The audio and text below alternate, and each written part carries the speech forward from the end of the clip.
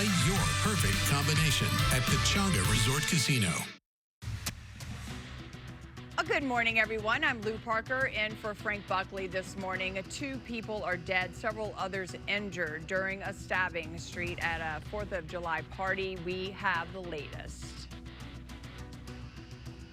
Good morning, I'm Omar Lewis live in Studio City. 4th of July fireworks lit up the night sky and also ignite trouble across Southern California. From house fires to injuries and some close calls, we'll have the explosive details on what was a busy night for first responders. Good morning, I'm Trevor Shirley in Washington. The monthly jobs report is out today. And while it shows a job market that's healthy, data also indicates the unemployment rate is ticking up slightly. I'll take a look at that coming up just ahead.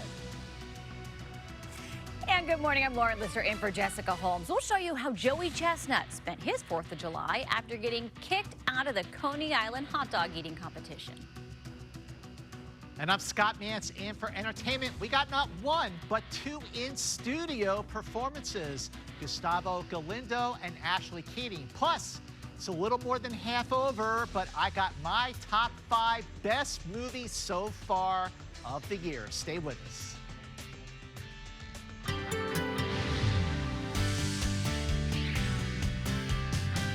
Well, good morning, everybody. It is Friday morning. I'm Kirk Hawkins filling in for the great Mark Kriske, TGIF. We're seeing some low clouds and fog, and the conditions are improving. Traffic moving smoothly. All is good, beyond the fact that we're seeing a lot of triple digits all across the Southland for today. 76 along the coast. Hazardous beach conditions there. Downtown LA 93, 111 in the San Fernando Valley. Orange County 90, 108 in the Inland Empire, and 114 in the High Desert. We have excessive heat warnings and red flag warnings and fire weather concerns. More details on all of that coming up. But now let's check in with Ginger Chan. And Ginger, you can see that 110, at least the camera that you've been eyeing for most of the morning.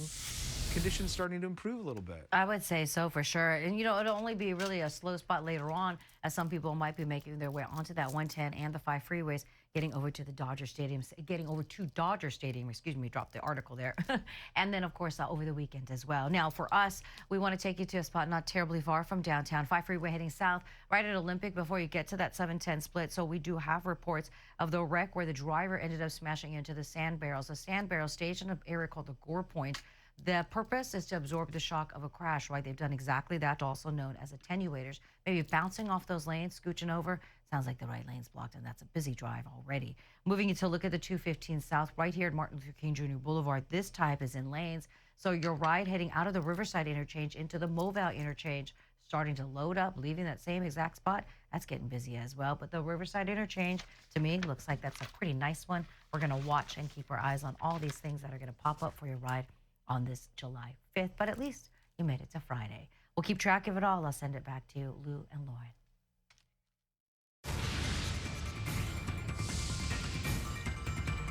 We begin this hour with breaking news. 2 people are dead, at least 3 others injured during a stabbing spree in Huntington Beach. KTLA's Carlos Herrero live at the scene with the very latest. Carlos?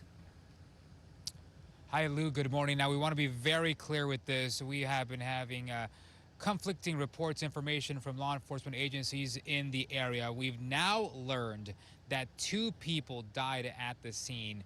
3 others were injured, all of them transported to a nearby hospital, of course, as the 4th of July festivities in this Huntington Beach neighborhood took a tragic turn. You can see behind me here, this area is still yellow taped as investigators remain on scene. Several hours later, they're assisted by the Orange County Sheriff's Department as they try to figure out what exactly led to this stabbing spree. Get you over to some video here from last night as first responders arrived at the scene. Now, according to the latest information provided by the police department shared via X, the incident happened shortly after 11 last night in the area of 17th Street near Pecan Avenue.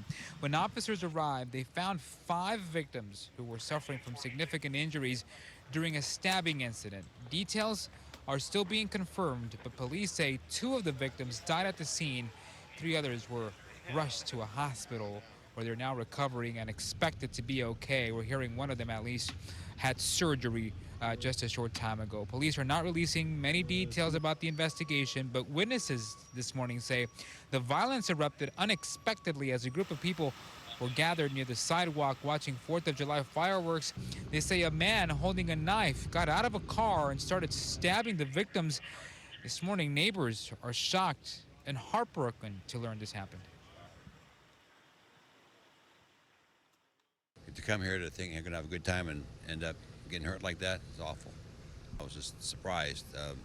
I told them most likely it's probably outside people because I've lived for a long time. It's always a party city during 4th of July weekend, but never kind of get with trouble like this. And when there is, it's from people who come to the area to create it. Investigators have not released any information about a suspect, no word on any arrests either, but they have confirmed there is no further threat to public safety. Now, the deadly stabbing comes as many in the neighborhood and the city were celebrating 4th of July, many of them with their friends and families. Authorities have not released any information on the victims either. We are waiting for the medical examiner to arrive and remove the bodies from the scene, and that could take several hours. Now, as we come back at our live, we are hoping to hear from investigators at some point today for more details on what exactly happened here. We're starting to hear from a lot of concerned neighbors in the area who want to know what happened. We'll send it back to you. All right, we'll check back in with you, Carlos. Thank you.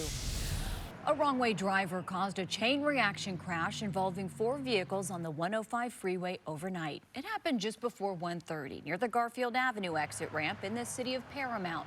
One car left upside down in lanes. A Tesla, an SUV, and another sedan were also involved. It's unclear at this point which driver was going the wrong way. 2 people were taken to the hospital, their condition not known. The CHP still investigating this. Wildlife officials are trying to identify a mountain lion that was killed on the 405 freeway. The big cat was struck by a vehicle on the northbound side in the Sepulveda Pass near the Getty Center. Tests will be run to see if the mountain lion was tagged. It was a busy night for firefighters on the 4th of July. They had their hands full fighting house fires and tree fires. There were fireworks injuries as well. One man in Orange County seriously hurt when a firework exploded in his face. KTLA's Omar Lewis live in Studio City with more. Omar, good morning.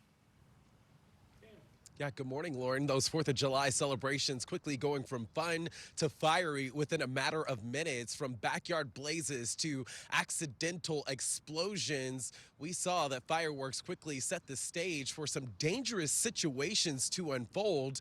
Take a look at this video from Reseda this morning, where the LA City Fire Department responded to a backyard fire that quickly spread to multiple cars. Witnesses were seen trying to douse the inferno with buckets and garden hoses. Thankfully, no injuries were reported. Witnesses there say fireworks were likely to blame. However, the LAFD is still investigating to find an exact cause. Over in Anaheim at around 8:45 last night, emergency units rushed to South Dallas Drive near Ktla Avenue. A man suffered severe burns to his face and was transported to the UCI medical burn unit there in critical condition. Witnesses say the man was lighting a mortar firework that did not initially ignite. As he approached to check it out, it suddenly exploded.